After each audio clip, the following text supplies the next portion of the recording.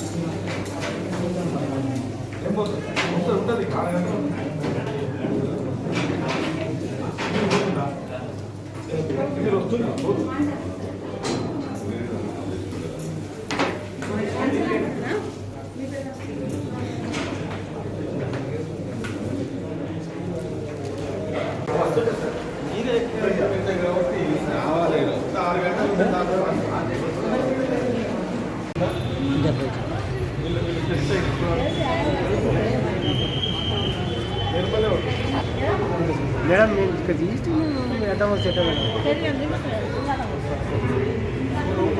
అరే స్వయంగా శ్రీ విష్ణు అవతార పురుషుడైనటువంటి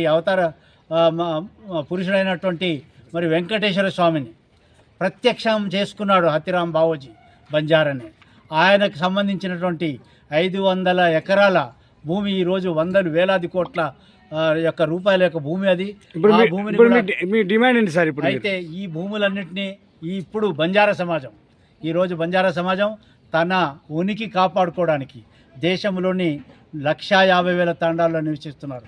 గ్రామాలకు, పట్టణాలకు దూరంగా అడవులలో, కీకరణ్యాల్లో ఉంటున్నారు.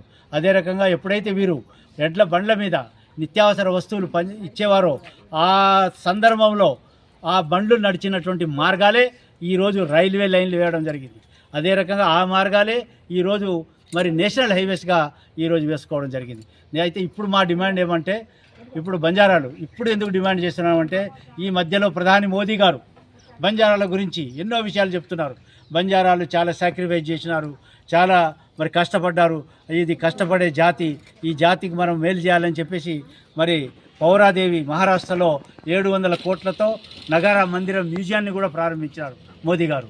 ఎప్పుడైతే ప్రధాని ఇందిరాగాంధీ గారు ఉన్నప్పుడు కర్ణాటక, హిమాచల్, ఢిల్లీ, మరి తెలంగాణ, ఆంధ్రప్రదేశ్, ఒడిశా, బీహార్లో మమ్మల్ని షెడ్యూల్ ట్రైబ్స్గా గుర్తించిందో, ఆ రోజుల్లో ఆమె ఏదైతే మా గురించి పాటుపడి మాకు అవకాశాలు ఇచ్చిందో, అదేవిధంగా మోడీ గారు కూడా ఏదో చేయాలని మా గురించి చెప్తున్నారు. కాబట్టి మాకు ఇప్పుడు ఢిల్లీలో రావాల్సినటువంటి 150 ఎకరాల భూమి ఢిల్లీలోనే ఇవ్వాలి. ఢిల్లీలో ఇస్తే మేము మా జాతి యొక్క ఉనికిని కాపాడుకుంటాం. మా ఉనికి లేకుండా చేసినారు బ్రిటిష్ వాళ్ళు, మా యొక్క చరిత్ర లేకుండా చేసినారు.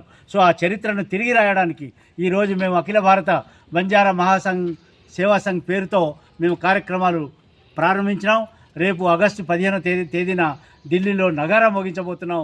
మా భూమి ఆవో బంజారా మారో నగారా అనే యొక్క స్లోగన్తో మేము ఢిల్లీకి వెళ్ళి మాకు రావాల్సిన భూమిని మేము తీసుకోవడానికి లోహాగఢ్ అయితేనేమి, తిరుమల తిరుపతి దేవస్థానం అయితేనేమి, బంజారా హిల్స్ అయితేనేమి, అదే రకంగా రాయలసీమ హిల్స్ న్యూఢిల్లీ అయితేనేమి ఈ భూముల్ని మాకు ఇవ్వాలనేది ఒకటి. రెండవది, మా తాండా రెవెన్యూ గ్రామ పంచాయతీ చేయాలి. ఇక్కడ కేసీఆర్ గారు చేసినారు కానీ రెవెన్యూ లేని గ్రామ పంచాయతీ చేసినారు. దానివల్ల ఏం లాభం లేకపోయినాయి.